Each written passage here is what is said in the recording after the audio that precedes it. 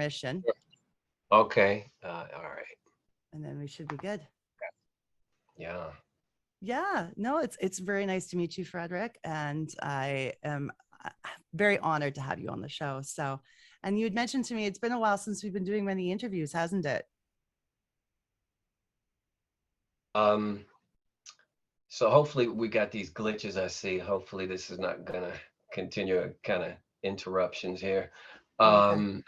I don't know if you saw they kind of cut out, but It just froze for a uh, second, yeah. yeah, yeah. No, I haven't done well, first of all, I haven't probably done any Zoom interviews. I think this is gonna be my first, so you're breaking me in with Nice. this.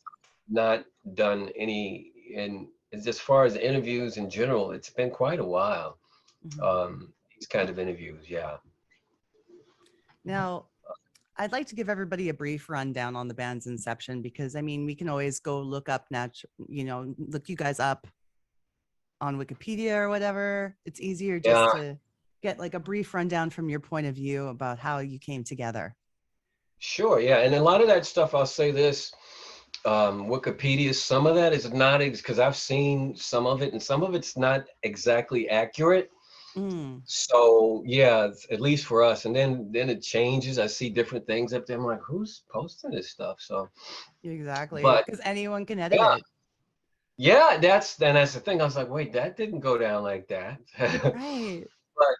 But so it was 1980, about 88, 89 was when I met Elliot.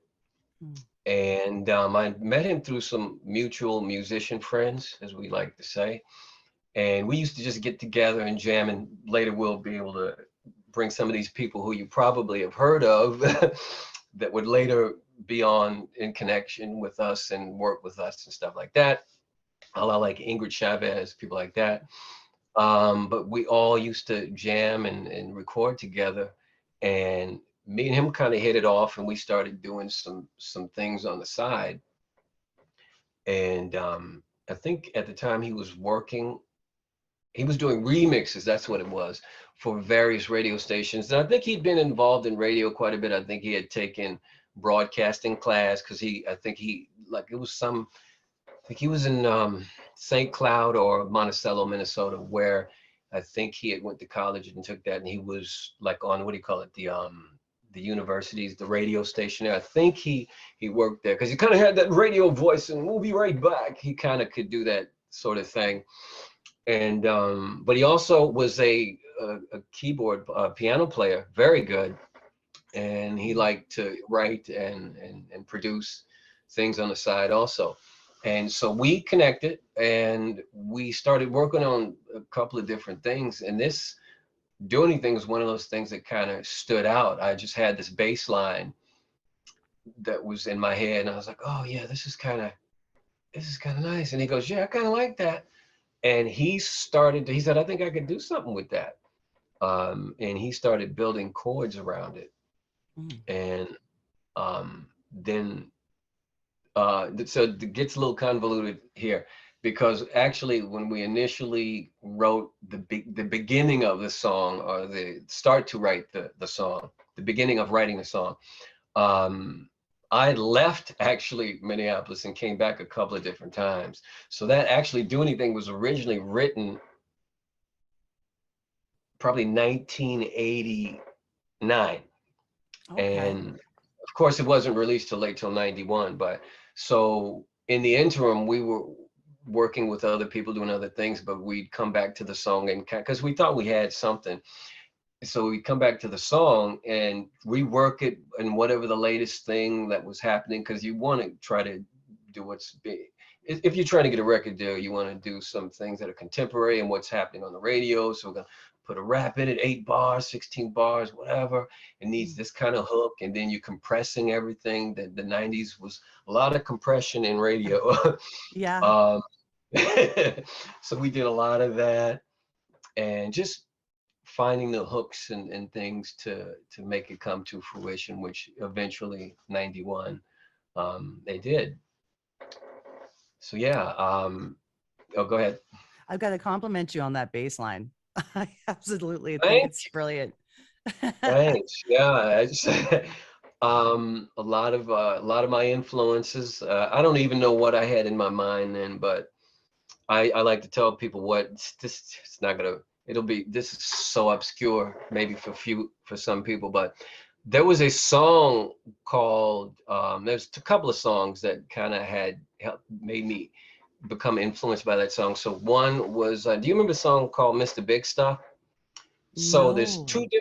it's two different versions. So Heavy D did a version he remade, but it's an originally by I can't remember. Maybe it was a woman like Betty Wright or somebody like that.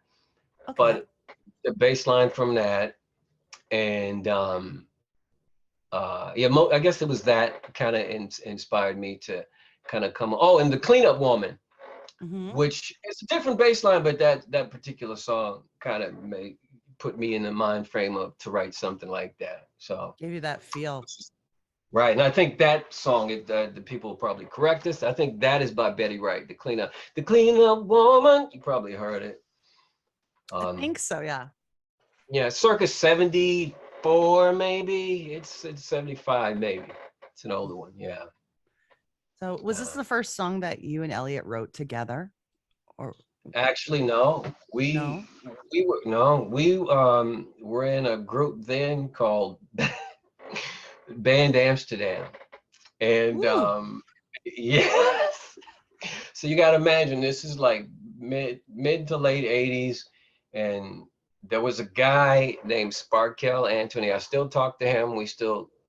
I just reconnected with him, and Ermel Andrews, who toured with me in Natural Selection, Elliot, and Ingrid would come in there. Ingrid Chavez would come in there sometimes and with us and do some things.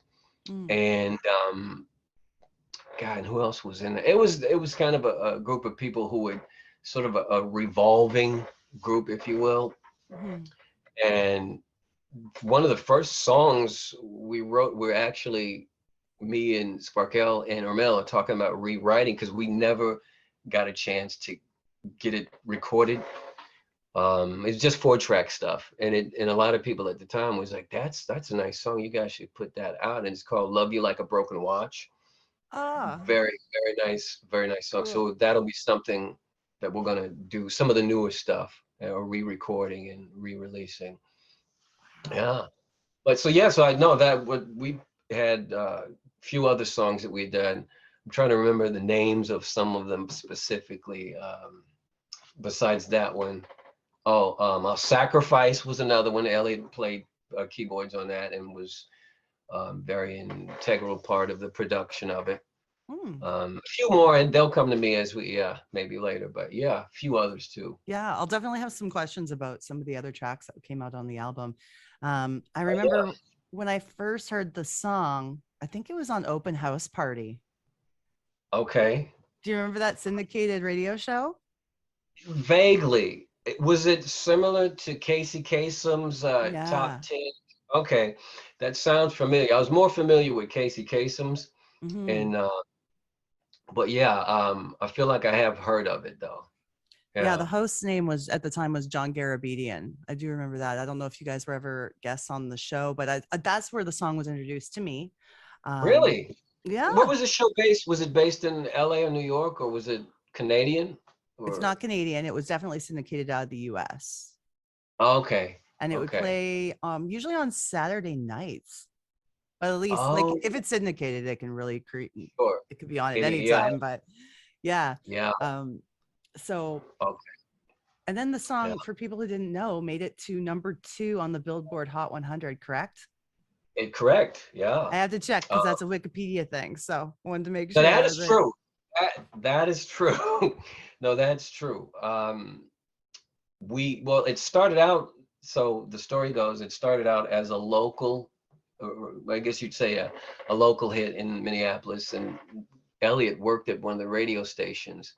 mm, Uh, WLOL was one in Minneapolis, and they had a competition, which was KDWB, and they had sister companies in other markets that would if you got a hit there they would jump on it. So uh how we got signed actually if you want me to go into that, some of that right now. So yeah, Sure.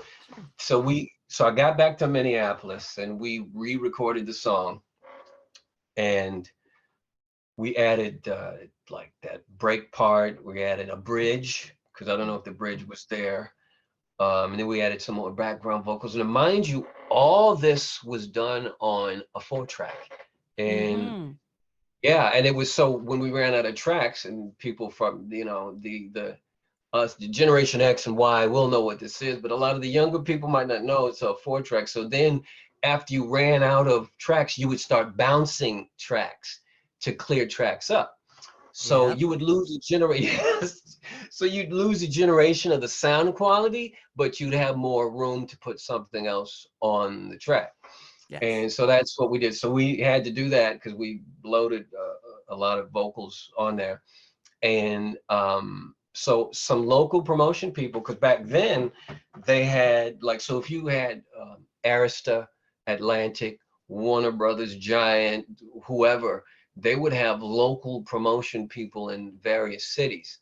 And one of the cities was Minneapolis. I'm sure they had them in Chicago, whatever, Cleveland, or wherever else, especially if there was a hot pocket of music starting to take off. And so a few local promotion people from one from Arista, one from Atlantic, and Warner Brothers caught wind of it because they get these. There's it probably does not exist anymore, but there's a weekly periodical called the Monday Morning Quarterback, and it used to give all. It was mostly for radio industry people. It would give you the countdown of what's being played, the what do you call it? The graphics of what's rising, what's falling. It's kind of like Billboard, but more intense and intricate. Mm-hmm. Um, the data on that, all that stuff. And so these people that did research and found out that Do Anything was starting to get played a lot, and they would do the local station would do what they call surveys where they would, and I don't know if they do this in Canada or the radio stations that you were listening to back then, but they would call these people, play a bit of the song, and say, "Did you like that? Did you like this?" And you could vote on the song that way, or you could request. So our song started getting requested a lot, and it got good good ratings in those surveys.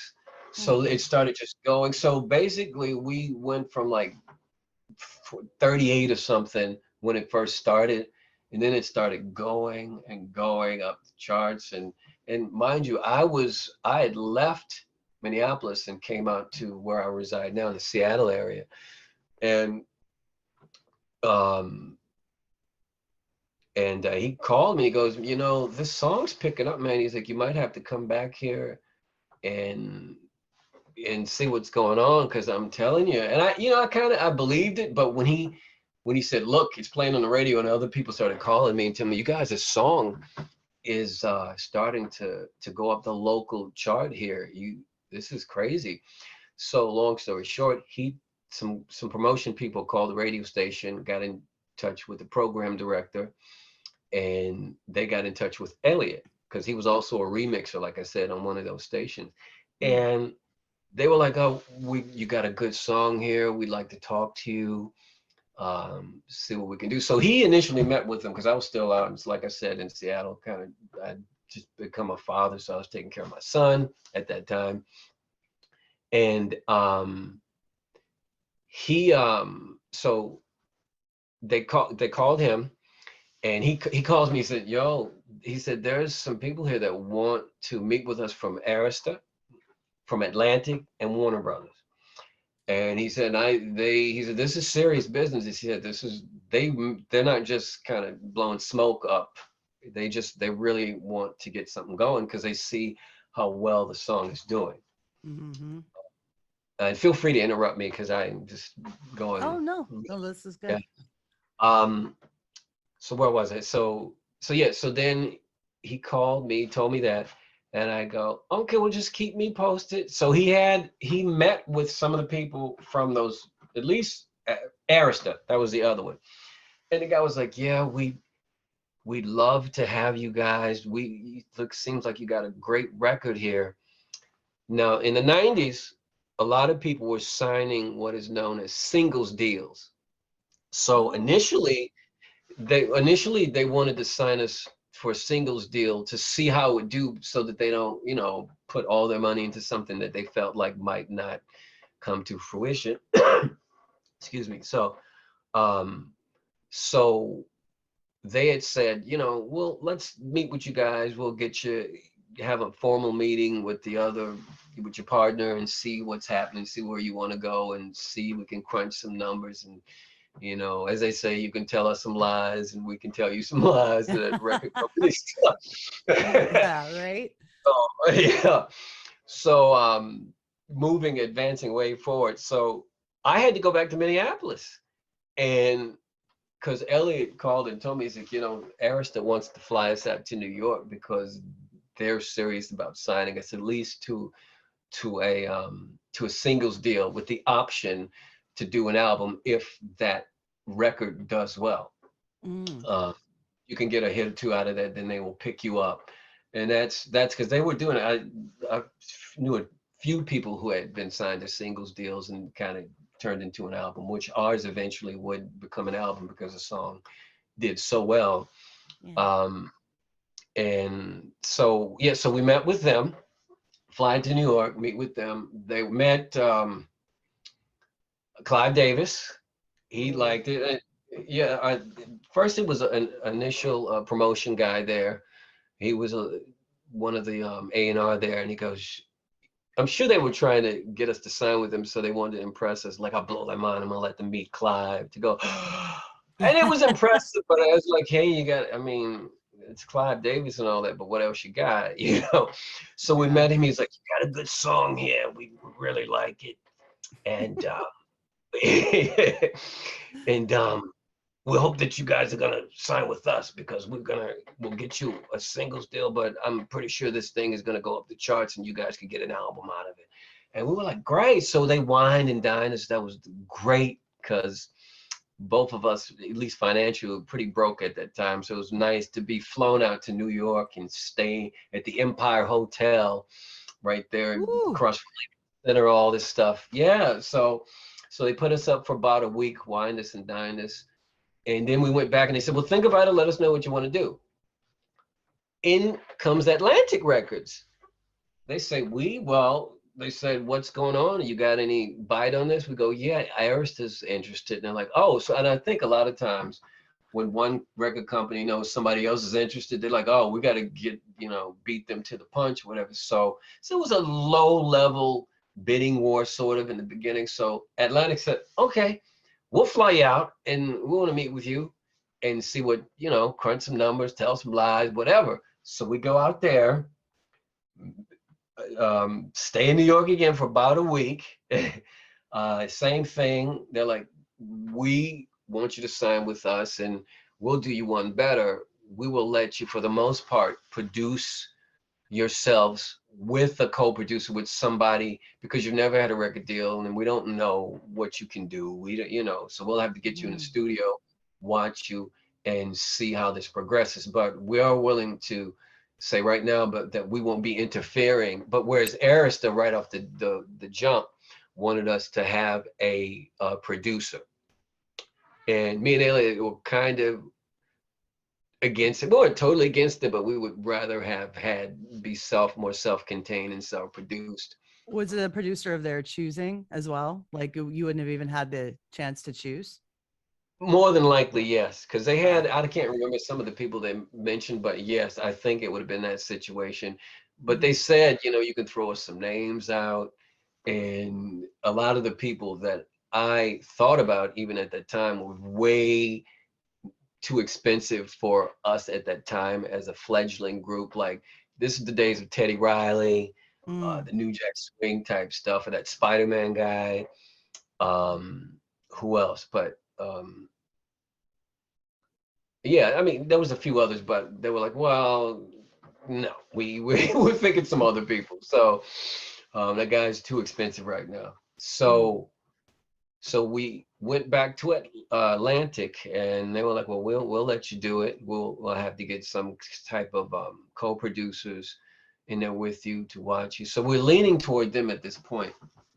Then Warner Brothers, we get back to Minneapolis because that's over, so we get time to sort of think about it, think about what we want to do.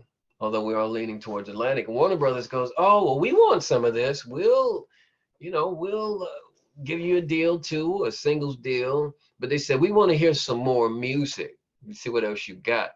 So Elliot and I don't know what song we gave him. We gave him two other songs. One of the other songs was Hearts Don't Think They Feel, which would later become the second single released. And they were like, "Oh, okay, that's cool too. What else?" So they kind of wanted us to keep recording, and we were like, "Okay, these people are already offering us a deal. They want us to keep going, and we don't really, unless they're gonna pay for this, Yeah. then well, because we're doing this stuff on 4-track and on spec and all this stuff. So it's like, well, unless you're gonna pay for it." And they had said that they would, but they were just moving too slow. So Mm. we eventually decided to go with Atlantic. Ah. And yeah, so we went with Atlantic, which later became, God, so many names: Atco East West, Mhm. East West, Atlantic Electra. So it became all these things. But when our actual contract said Atlantic, but if you look at our CD, I think on the back it says Atlantic, Atco East West, which I mean, Ooh. it's all Atlantic at that point, at that These time. are like subsidiaries kind of thing. Like Yes, it just changes exactly. names. Yeah. Yes, or somebody will gobble them up and they'll say, "Well, this is a print, a boutique of we." Like now, I think we is probably most of it now, which is Yeah. Warner, Electra, whatever. Yeah. So basically, yeah, they were boutique, like a new shoot off that Sylvia Rhone was head of. So once the song is already charting before you're even Hmm. signed, right? Before you're even Hmm. signed, once you get that record deal, it gives you the opportunity to make the album and they pay for like the touring and all that, right? Did you get the chance to go on tour We did. immediately? Yes, we did. It was it must have been like maybe 40, 50 cities. So it wasn't a major tour. Mm-hmm. And so back then, there were a lot of quick shows like that were sponsored by radio stations. So they almost call them like track dates. Mm-hmm. So to save money, you would not bring a whole band. You would still have to play, but you would play to your track.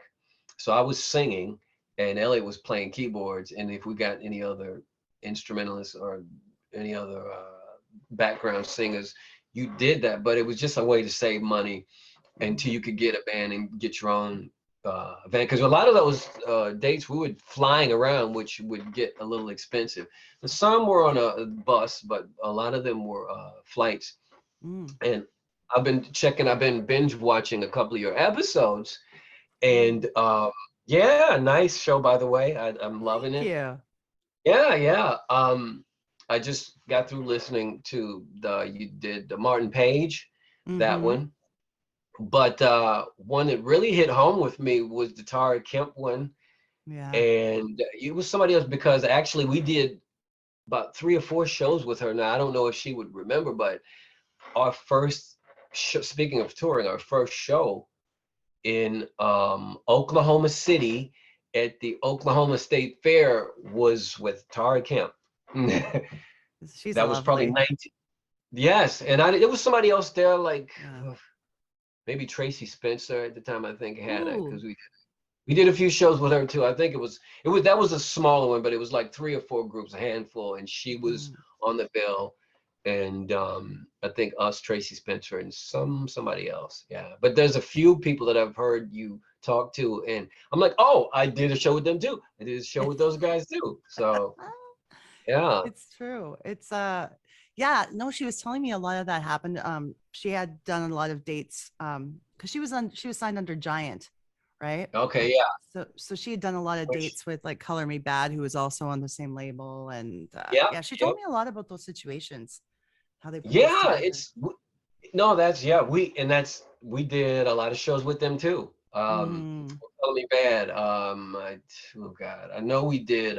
Which was kind of a highlight when we played that UK award show, Top of the Pops. mm, We did that. They were there. They played there, And you know, back in that particular part of the 90s, radio was doing, it was a very weird thing. I don't know if you remember. So you would start seeing, I mean, you still had your rock, urban, or whatever these categories had, but music was kind of meshing and blending together. So you had a lot of these shows where we did a show with that particular one in the Top of the Pops with Naughty by Nature, Nice. um, because they had OPP at the time. Salt and Pepper, Mm, Kid and Play. mm, Kathy Dennis was at that show. Um, sweet.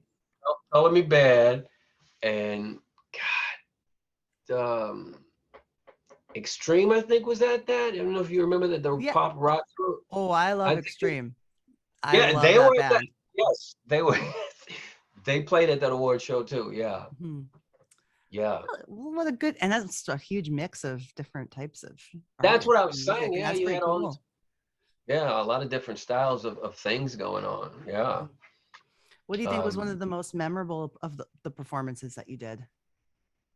wow. Um, well, that one was one of them. Also, we when we played in Honolulu, we played Hawaii. That was nice.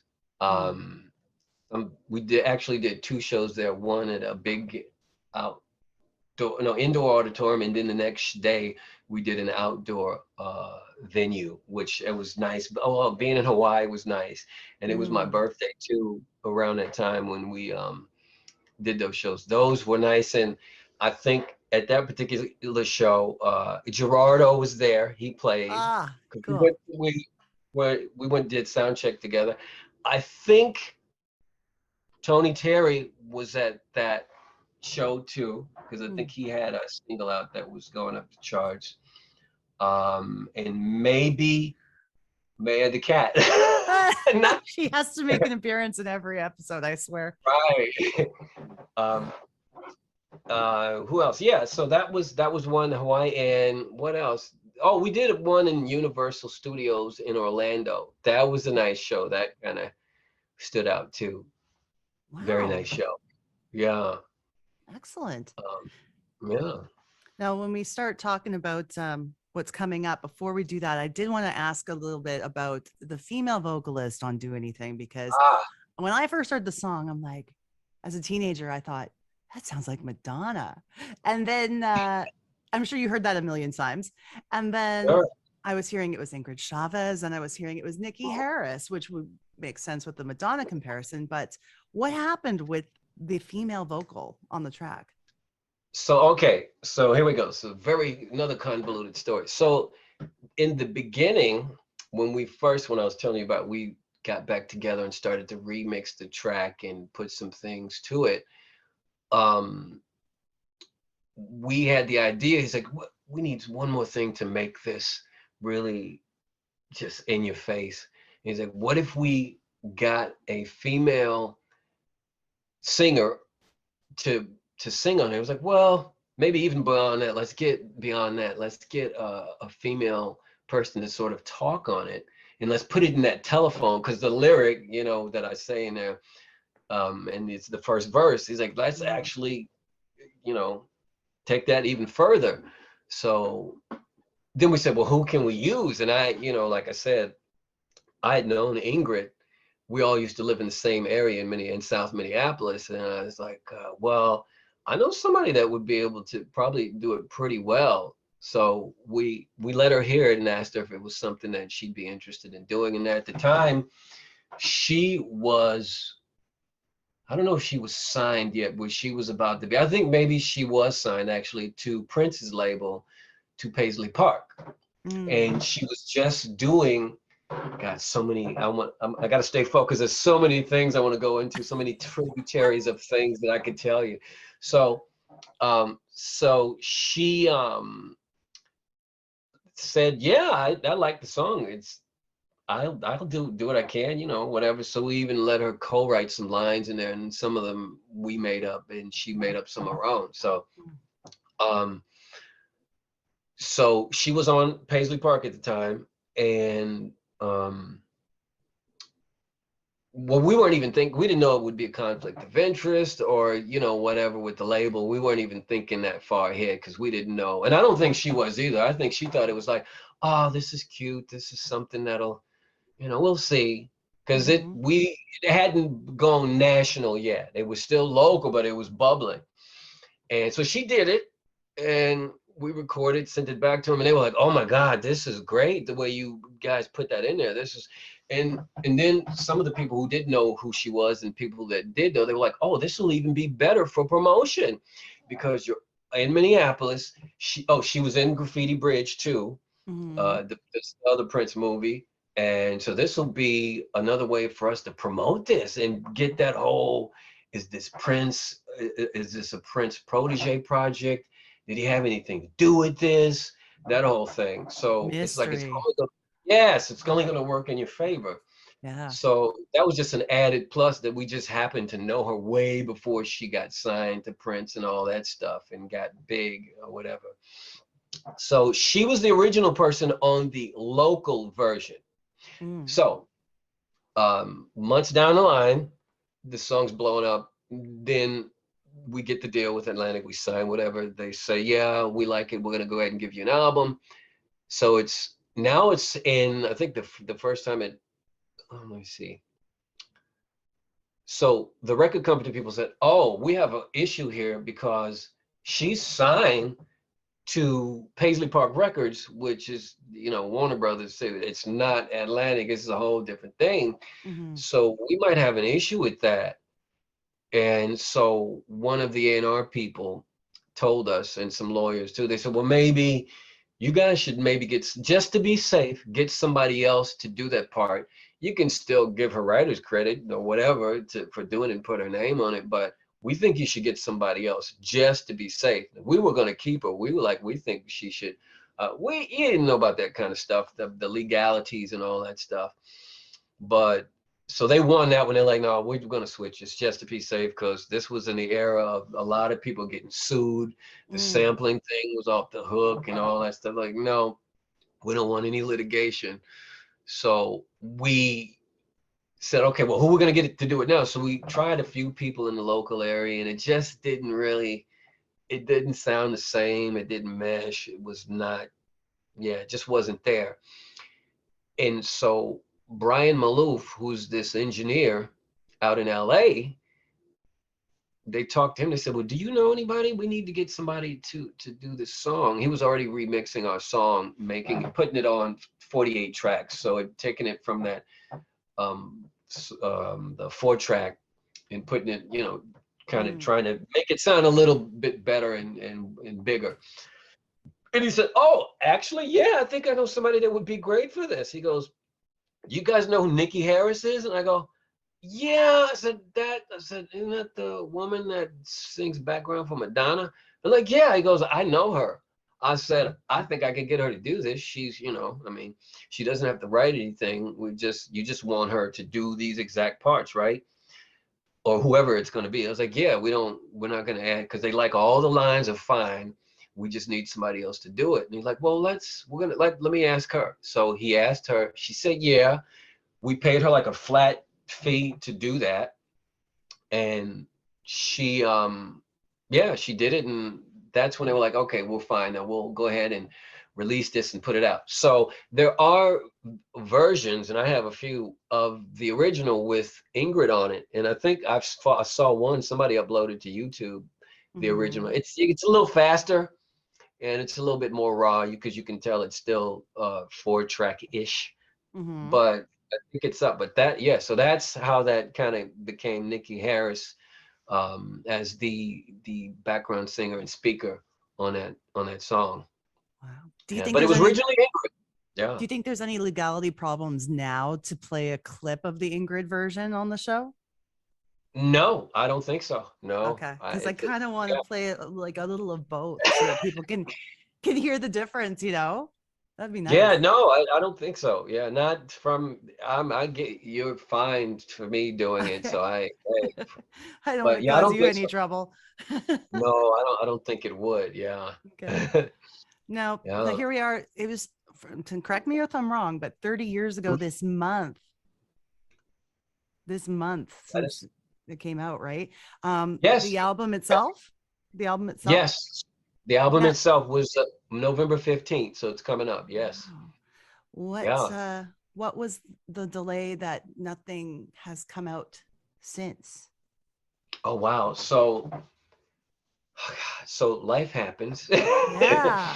You get married, have kids, or in my case, more kids. Mm, I have two younger daughters now also. nice. Um, yeah. But actually we did re-release, not re-release, we did do a sophomore effort, but that was independent. So we were not signed because Oh, actually, yeah, so 93, I think, is when they were like, well, we're not going to exercise the option to do another album with you guys. And a lot of it was because me and Elliot were kind of in different places. He mostly wanted to do production. He mm, didn't he didn't mind performing. I think eventually he started to like going on the road because mm, it can be hard being on the road. I mean, as nice yeah. as it sounds, it's yeah. And um, I didn't mind that as much, and I didn't mind being out there and doing production and doing the performance stuff. Yeah. Mm, And so I'm done. So anyway, sorry, I digress. So there was a second independent release titled Infinity. And mm. it was like an EP though. It was a 6-song EP. And this was about 90, God, 6, 7. Mm-hmm. And even before that, I put together a group called SLM, Soul Liberation Movement. Oh, And we were wonderful. almost, yeah, we were almost signed. And I'm gonna get you all these songs so you can check them out. Perfect. Um, we were almost signed to SBK, Mm. but that thing fell through for various reasons. But once again, we went out to New York and met with some people, and it just didn't happen at the time. Um, and then after that, that's when we got back together in Minneapolis under Natural Selection. Minus Elliott, there was some new players, some great musicians. Sean Ware is one, John Swan. We were kind of the core of it, and then we had Keith Brown on bass, Daniel Knight on drums. I just want to mention these guys, Nice. and that was kind of the core of it then. And we put out that EP and did some local shows. We probably could have toured a little bit more, at Mm-hmm. least in that region. And we just, things happen. We're a little older at that point, so people are, gotten day jobs, and like I said, a few of us had kids, so it's so hard to get people together. So Oh, the after a struggle's while, real. Yeah. Once you have yeah, families and stuff, and you're dealing with more than like yourself, you have to get all right, the other people in the band to. I get it.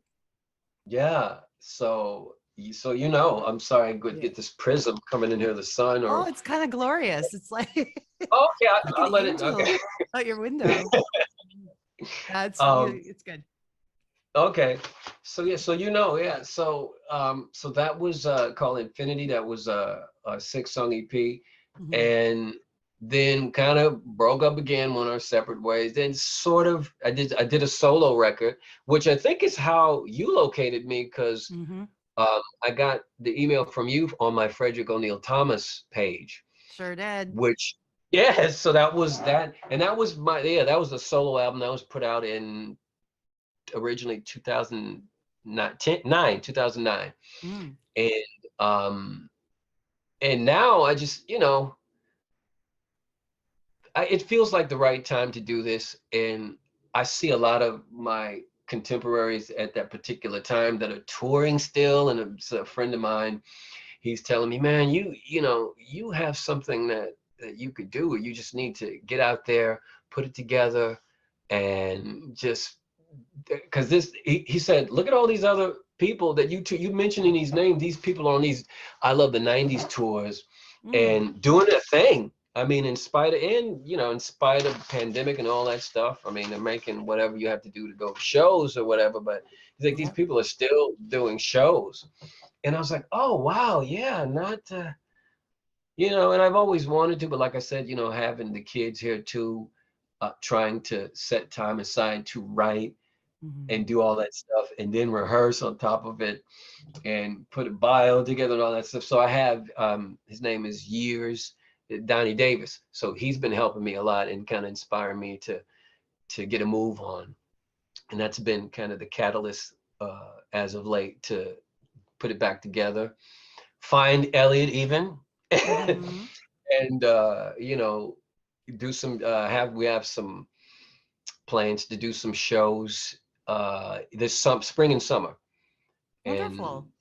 yeah, so after we on the basis or to promote some of this unreleased material that we have and some new material too, but a lot of this stuff very few people have heard, maybe a few locally, but it's basically Mhm. the musicians that played on it and a few of their friends. Other than that, yeah. Well, the reunion of Natural Selection is something really exciting, but I'm even more happy to know that during the last 30 years, you have maintained being musically active and recording and releasing. So I'm really happy to hear that. And I want to play a solo track for you too. Yeah, Yeah, that would be yeah, great. yeah.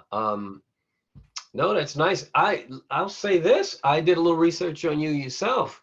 Oh, And you are a very good singer. You have a very good voice. thank you very much. I I heard appreciate some that. of, yeah, weren't you, I don't know if you guys are still together. What was Six Strings Loaded, right? Yeah, Six String Loaded. Yeah, that I was know. I my just went band back for and 10 listened. years. Right.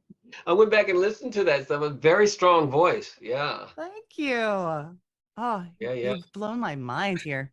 I didn't see that coming. Well, you know, I'm a musician, so I'm gonna do research and listen to stuff and Yeah. go. I'm always listening. I like all kinds of music, so you know, Well, yeah. So thanks for checking it out. Yeah. I'm yeah, proud of the work and the writing and um yeah, it's but that's where when we're talking about that, that's why when I said trying to keep a band together when everyone has yes, their own, they've got their families, their children, their, other things going on.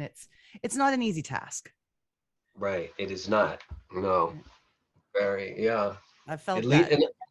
and yeah, yeah. It's hard to put your all into it, and I think in the past I've been like, I got to a point where I went, well, if I'm only gonna do it half-assed, I just don't want to do it. I'll just play my guitar and piano for the kids and do a show here and there because we had a residency here in the Seattle area um, at a restaurant, and I was like, this is cool for now.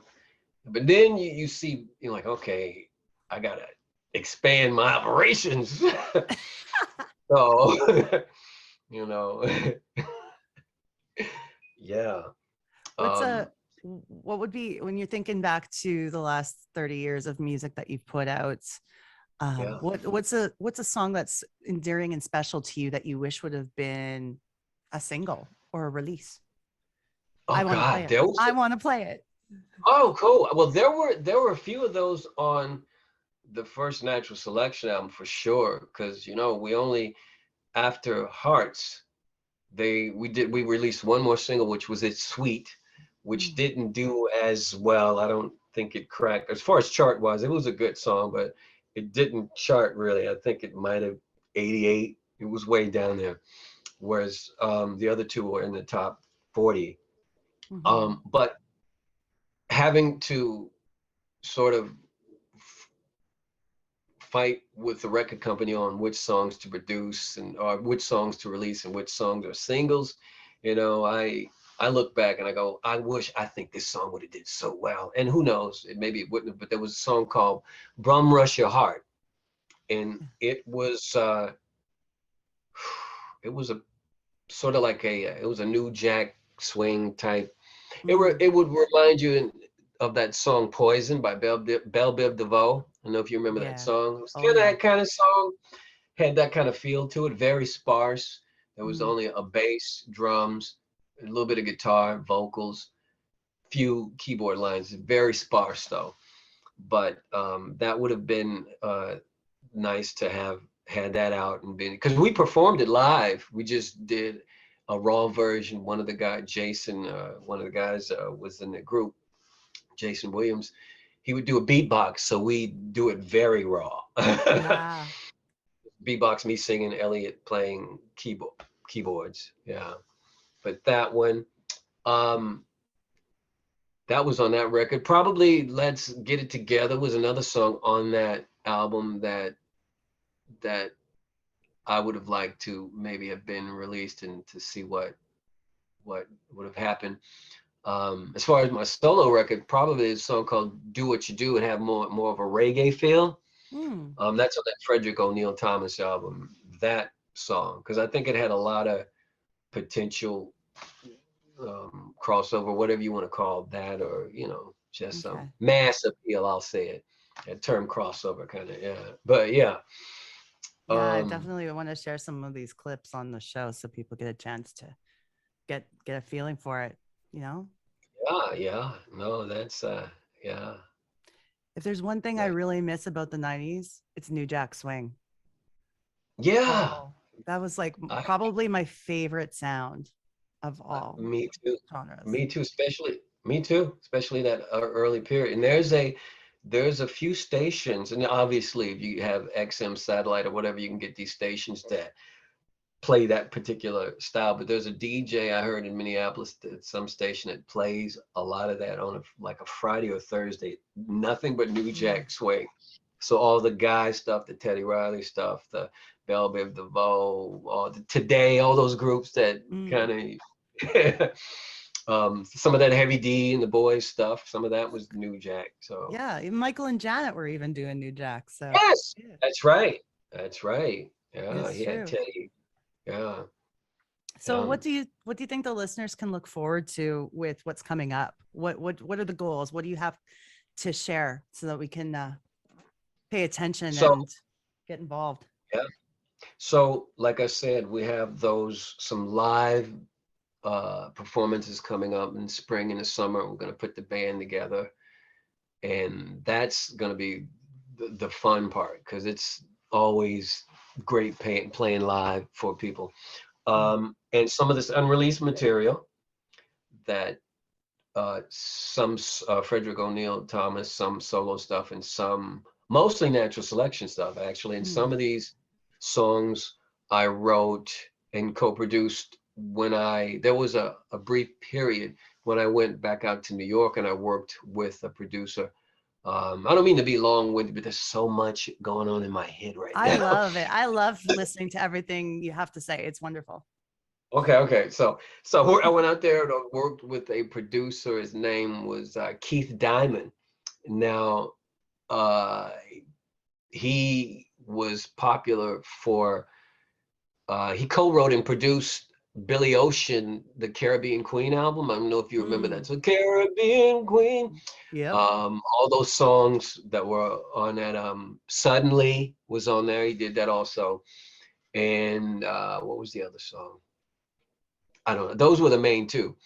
Um, and so I worked with him, and that's when I was working with Donnie Davis out in New York, and we had some great material, and that's some of that we're going to release and put that out and let the people hear some of that. Some great stuff. It's more along the line. Sorry, that sun is The doing sun's its thing here. chasing you. Yeah, it's like some of the let's see if I do this. Okay, some of the bad background. Okay, we'll go back to the sun. Um, back to the prism. What was I saying? So yeah, we're gonna release some of that material that I did in New York with Donnie and Keith, Mm. and Jim's in there. Some nice stuff. And I'll be posting things. We're gonna slowly put things up Hmm. and let you see what we're doing. Good. And I was gonna one other thing, just real quick. Um, you did an interview with Kim Sims, right? Hmm. Yes, Yes.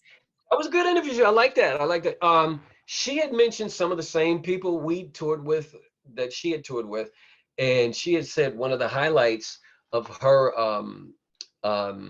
This is so bad. It's one of the. Oh, you got it. Is that good? Oh my god. Anyway, so some of the highlights of her um career was when she did Downtown Julie Brown. We Mhm. also did that, and that was great doing it. Now you don't you lip sync your song because they just don't do live performances in there. But that was nice to meet her and do that show and have that Ooh, air. That's on YouTube too. That's up. okay. Somebody uploaded also. Yeah, our Oh, performance on there, and good. that's I think that do because they do a bunch of those recordings in one day. We're gonna go ahead and do this. Oh, look, There there we go. you go.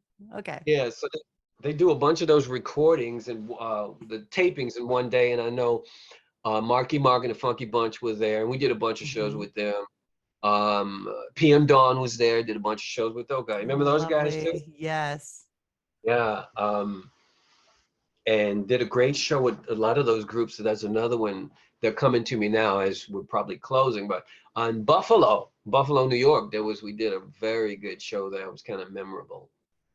Um, yeah. Do you think you'd consider participating in one of the nostalgia tours, the big tours that are going on now? Oh Get yes, in there? absolutely.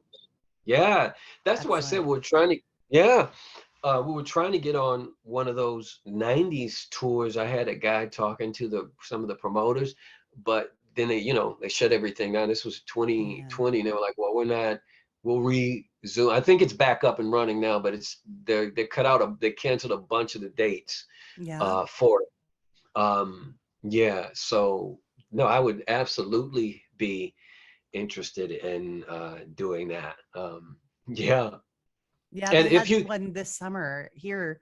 Oh, well, in Calgary. It went from like oh, Toronto, Calgary, probably Vancouver. But it was very sure, Euro dance orientated. So you had like Two oh, Unlimited and Wigfield and Aqua. So there was one that was done by Much Music hosts, and mhm, so it's starting up again. It's going. yes, Yeah. yeah, yeah, yes. I also saw your interview with Ray from on Two Unlimited. Oh yeah, he's Yeah, fantastic. yeah, yeah, yeah, Yeah. yeah, yeah. Yeah. So it's good that like these tours are happening again, and hopefully you get to come to Canada because we'd love to see you. That would be great. Our song did so well in Canada. Mhm. Um, we would look we would look at that Monday morning quarterback and those other radio um, periodicals or whatever, and Mhm. it was always doing very well in Canada. So yeah, for sure. And even when I get my royalty checks, which are not as much as it used to be, they'll tell you where a lot of them from, and a lot of it, Canada is a lot of the times the highest on there, and Australia too, which Nice. is very strange, but Canada is usually up there too. So That's yeah, wonderful. I'm proud. yeah, yeah, yeah, So as we wrap things up, one yeah. question I ask everybody at the end is usually if you can think of a food, a toy, clothing item, clothing brand, what makes you nostalgic for the 90s of Oh any of these God. things? Oh, yeah, yeah. I tell you what, uh, shoes Mm, bring me back. Just because I remember at the time everybody and I kind of that was one of my things. Sneakers. I just oh God, from yeah. shell toe Adidas, Timberlands, what at the time, we had Doc Martens. I Oh don't know yeah. if you remember those thick shoes with the pad leather Yeah. on the top. Remember we were all wearing. So yeah, that's kind of makes me think about that. Yeah, Did you have a yeah. favorite pair? The like a favorite brand? I probably I liked Kids a lot. We had remember some of those skateboard type shoes. Remember all that stuff was Stussy and all that was very Yeah. popular at the time. Um, yeah, I used to really rock the Timberlands quite a bit. Um, Sweet. yeah, yeah, yeah. Well, I've had such a Yeah. good time talking to you and learning so much about you and natural selection. So I really want to thank you for taking the time. And we can also continue. Like I'll always do news breaks throughout Yeah. future episodes. So as soon as you've got something new happening and it's out on your social media, I'll plug it on the show. For sure. Yeah. Yeah. Yeah. I would like that. Yeah. So that way we keep in touch with what you're doing. I love that Yeah. too. Yeah. Yeah. Um, can I tell you one little story before we Of go? course. Yes. Okay, so here, because one of my friends, he said, you should tell that story. So this will go back to, it's a Prince story. So Okay. that's kind of why I want to tell you.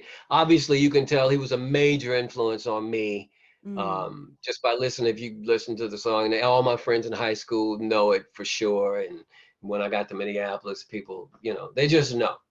Him and Rick James were two of the people that inspired me the most when I wanted to become, when I jumped deep into full on music instead of wanting to be an athlete or all that. I'm like, okay, I'm only going to be yeah. like 5'9" and like a buck 42 soaking wet. So these musicians, you can do this a long time, not have to worry about all these injuries that you might, procure or whatever. So I, so going back to the Ingrid part. So Ingrid came to us, she goes, Prince told me, he said that there's a song that's out and everybody thinks it's him. Because a lot of people thought it was him. A lot of the musicians kind of could distinguish it, but most people thought it was him. And in that area, it's from Minneapolis. It's almost everything was just set in motion just that way, or they thought he Mm, had something to do with it. So he, she said he asked her and this is after she had recorded her part. We had a mutual friend and she called her, and then that friend called me and said, oh yeah. And then she goes, well, Elliot, you guys, can I get a copy of the song? Prince wants to hear it, because he hadn't heard it. He's probably touring or whatever. And I don't know how much he probably listened to local pop radio, probably not that much. But everybody's telling him there's a song, and he's like, I don't have no, that's not out yet. Because this would have been the time he had Diamonds and Pearls out. I think mm. that was he had out. So Get Off and all that stuff was out, I Ooh, think, at that time. Get Off is like probably one of Prince. my favorite Prince songs. Yeah. Yeah, guy, Just a right? just a Yeah. side note. Okay. So that was out.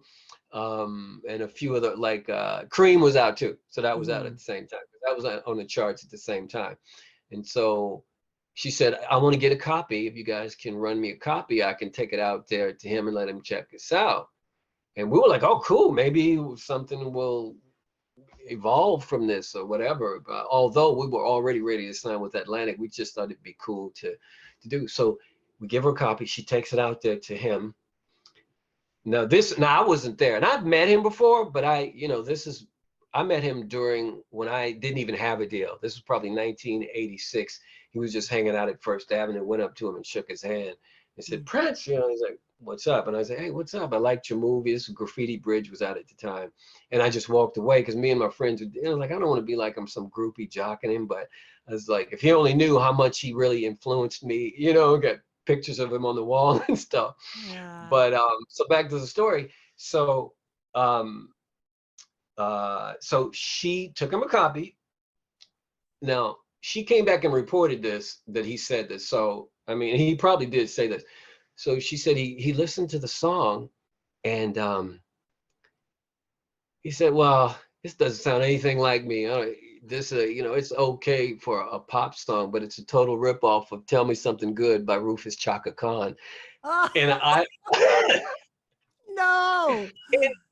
and funny, the songs are very similar. Now, we didn't rip that song, but we probably were unconsciously, definitely influenced by that song. Great song. Stevie Wonder wrote it for Rufus Chaka Khan. Great song. Mm. And if you sing the choruses, they are very similar. But I I wasn't even mad about that. I thought that was the ultimate compliment to me when she said he said. I was like, oh wow, this musician actually gets it. He can hear what's going on. So I always liked to that was one of my highlights of a Prince story that I have. So yeah, That's the thing. just And you read between the lines of what he's trying to say is he gets right, what's going on. And I love that. right. What, So I what, was where like, the wow, influences were and everything. right, Is it right. okay if I still put this story in the podcast too? Because it's great. Yes, get it in there. Yes, of Okay, course. good, Yeah, good. I just wanted to make sure because like I love it. yeah. No, please do it. Yeah, Okay, sweet. yeah. Oh, all right. So I'll keep in touch with you. I'm aiming Please to get do. this one out end of November, early December. Okay. Does Yeah. that No, sound I'll good for be. you? That is great. I'll be definitely looking. And like I said, I've been binge watching anyway. So just kind of, because you started it a year ago, right? It's been about a year and a half. Yeah. Okay, so This yeah, is so going to I'm be, we're looking at this being around the episode 98 or 99 or something like that. So, oh wow, okay. Yeah, yeah. yeah, yeah. Okay, yeah, no, I like I said, I've been going back and looking. I'm like looking at the date. I'm like, oh, she did this one last year. This is so she's been doing this a while. Yeah. You know, and some of it is just it's talk with people about an artist. Some of them, the artist is actually there. Yes. It just depends. I reach out to Six. everybody, but it depends who has the time and whatnot, right? So Right, right. Yeah. No, it was yeah. so worth it, and good to get to know you. Thank you, Frederick. It was a pleasure. Likewise. Thank you for having me on. Appreciate it. Yeah. All Thank you, right. Naomi. Okay, All we'll right. keep in touch. Will do. All All right. right. Bye. See ya.